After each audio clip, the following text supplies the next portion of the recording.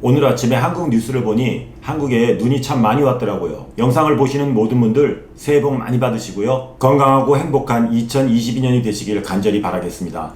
역병에 관한 이야기는 하루 이틀 이야기가 아니니까요. 모든 분들이 슬기롭고 지혜롭게 헤쳐나가기만을 바랄 뿐입니다. 저도 올해는 무엇보다도 제 채널의 구독자가 해킹당한 예전 채널만큼 15,000명이 넘기를 바라봅니다. 그러니까 여러분들 구독 좀 많이 해주시고 제 채널 홍보 좀 많이 좀.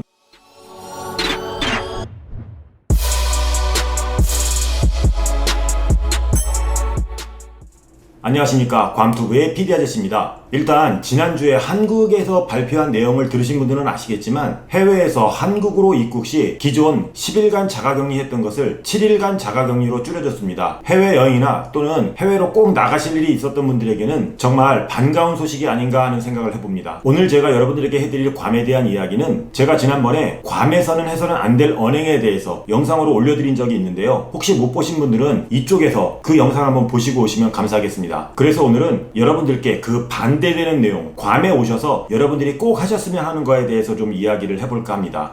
큰 의미는 두지 마시고요. 현지에서 살고 있는 제 입장에서 여러분들에게 말씀드리는 거니까요. 여러분들이 괌을 여행을 오시면서 꼭 참고하셨으면 좋겠습니다. 여러분들께서 괌을 여행하시면서 꼭 해주셨으면 하는 것 중 첫 번째는 감사합니다, 미안합니다, 신뢰합니다. 이 세 가지를 좀 많이 하셨으면 좋겠어요. 우리나라 옛말에도 이 웃는 얼굴에 침을 못 뱉는다라는 말이 있는데요. 저도 한국에서 태어나서 한국에서 자랐고 40년을 한국에서 살다가 여기에 왔는데요. 지난 40년 동안 한국에서 말했던 미안합니다, 감사합니다, 신뢰합니다, 이 말의 횟수보다 괌에 와서 말을 한 게 훨씬 더 많은 것 같아요. 제가 볼 때 우리나라 사람들은 좀 이 세 가지 말에 대해서 굉장히 인색하지 않았나 하는 생각을 해봅니다. 제가 이번에 한국에 일주일 동안 나가서 느낀 건데요. 저 같은 경우는 여기서 살면서 굉장히 익숙해진 부분이었어요. 제가 어딘가 드나들 때 문을 열어야 되는 상황이면 바깥쪽이든 안쪽이든 오는 사람이 있으면 저는 문을 열고 기다려줬거든요. 그런데 제가 문을 열고 기다릴 때 단 한 사람도 고맙단 말을 하는 사람이 없더라고요. 물론 그게 제가 꼭 그 사람한테 감사합니다 라는 말을 듣고자 배려했던 건 아닌데 생각해보니까 그 감사하다는 말을 한 사람이 단 한 명도 없다라는 거예요. 영어로 하자면 excuse me, thank you, I'm sorry, 이 세 단어인데요. 아니 이 세 음절인데요. 이 세 음절은 괌뿐만이 아니라 여러분들이 세계 어느 나라를 가시든 좀 남발하셨으면 좋겠습니다. 이 세 가지를 많이 이야기하다 보면 오히려 본인 스스로가 기분이 좋아지는 걸 좀 느낄 수가 있을 거예요. 두 번째는 수돗물을 절대 마시지 말라는 말씀을 드리고 싶습니다. 아시는 분들은 아시겠지만 괌의 수돗물 같은 경우는요, 석회질 성분이 굉장히 많이 들어있기 때문에 지속적으로 음용을 하실 경우는 건강에 굉장히 안 좋습니다. 제가 수돗물을 마시지 말라고 말씀을 드리는 거는 한국처럼 수돗물을 벌컥벌컥 마시거나 또는 음식을 할 때 이용하거나 이렇게 하지 마시라는 건데요. 그렇다고 해서 이 수돗물을 이용해서 양치질을 하지 말라거나 이런 얘기까지 드리는 건 아니에요. 양치질을 하면서 조금씩 들어가는 그 물은 상관이 없겠지만 굳이 이것도 불편하다, 이것도 불안하다 하시는 분들은 생수로 양치질 하는 거 제가 뭐라고 하진 않겠습니다. 그런데 제가 가끔 이야기를 듣고 또 괌 여행 관련 카페에 이렇게 들어가서 보면 샤워 필터를 갖고 오시는 분들이 계세요. 제가 극단적으로 말씀을 드리면 괌에 오셔서 길면 한 달, 짧으면 일주일 이렇게 계시면서 여기 있는 물로 샤워하는 거요, 그거보다 더 위험한 건 한국에서 여러분들이 들이마시는 미세먼지입니다. 그러니까 샤워하고 양치질하고 이런 것까지는 괜찮으니까요. 그런 부분까지는 걱정하지 마시고 마시는 물로 활용하지 않으시길 바라겠습니다. 세 번째는 동반 자녀 관리에 관한 이야기입니다. 극히 일부 몰지각한 부모님들이지만요, 호텔 수영장이라든가 쇼핑몰, 특히 안전과 위생에 가장 많이 신경 써야 하는 식당, 이런 곳에서 자녀를 방치하시는 분들을 좀 볼 수가 있어요. 어떻게 보면 그 아이들의 부모 입장에서 보면 당신들도 아이를 키워봤고 또 너네들도 곧 아이를 낳을 사람들이니까 이런 건 좀 이해해줘야 되지 않겠느냐 라고 말할 수도 있는데요. 이 부분에서 제가 좀 짧게 말씀드리자면 내 눈에 넣어도 안 아픈 아이지만 남이 보는 내 아이는 그냥 눈에 거슬리게만 할 뿐입니다. 오고 가는 비행기 안에서도 마찬가지입니다.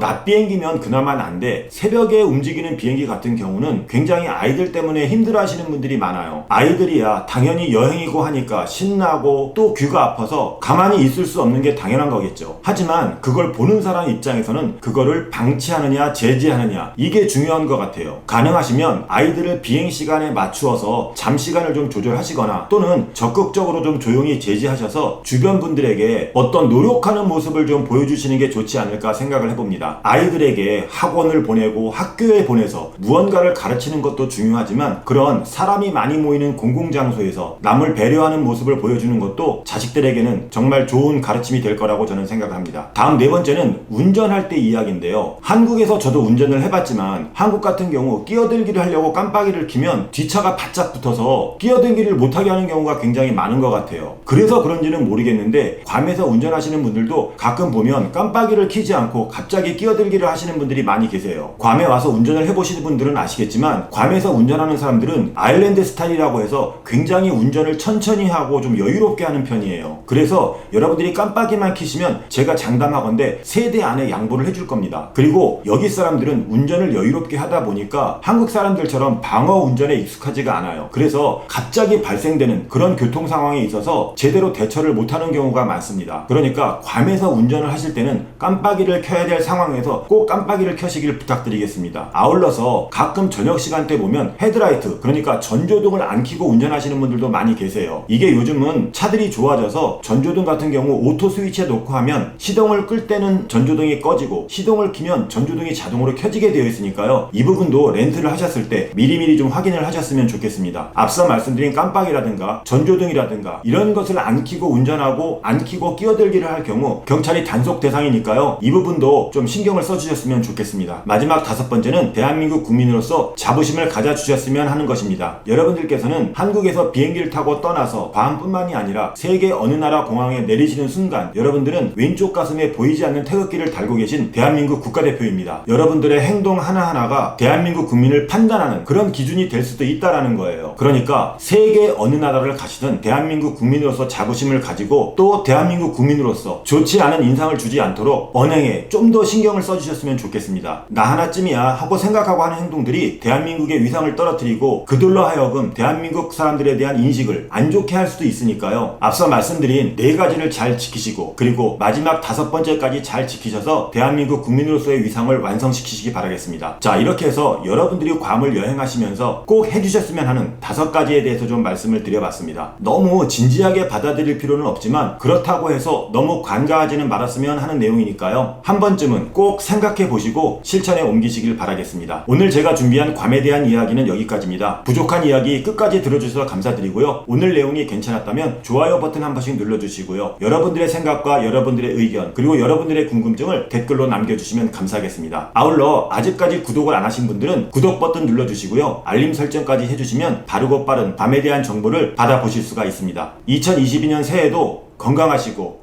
여러분들이 원하는 모든 것을 이루시길 바라면서 지금까지 괌에서 괌투브의 PD 아저씨였습니다. 감사합니다.